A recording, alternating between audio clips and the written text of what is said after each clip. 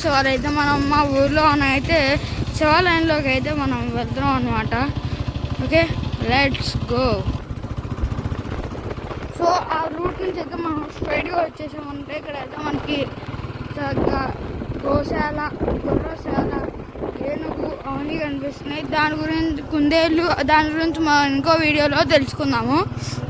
So ఇలా ఇంకా ఇలా స్ట్రైట్గా ఇలా ఉంటుంది. అక్కడ బాతులు వస్తాయి మీకు. ఇంకో దాని గురించి ఇంకో లాంగ్ వీడియో అయితే చేస్తాను అనమాట మీకు. సో ఇప్పుడైతే మనం సండేలు కూడా ఉంది. ఈ రూట్లో వెళ్తే అక్కడ సండేలు కనిపిస్తున్నాయి, సండేలు. దాని గురించి మీరు ఇంకో వీడియో అయితే తీసుకుని చూద్దు కానీ.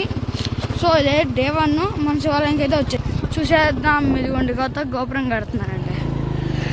ఇక్కడ నుంచి అయితే మనం వెళ్ళాలి.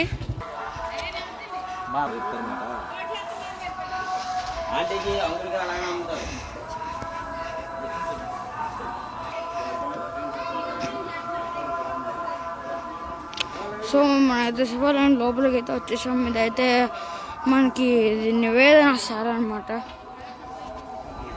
సో ఇదైతే మనకి నివేదన శాల.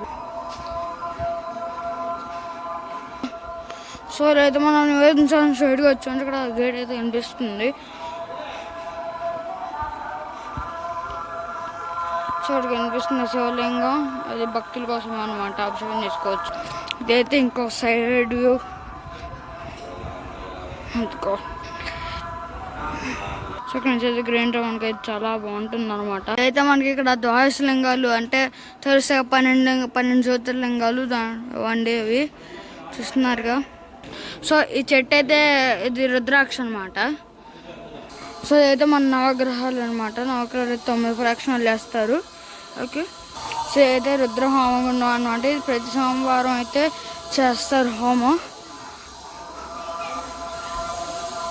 సో అదండి వాళ్ళ వీడియో. అయితే మరి ఇంకో కొన్ని వీడియోస్తో మీ ముందుకు వస్తాను.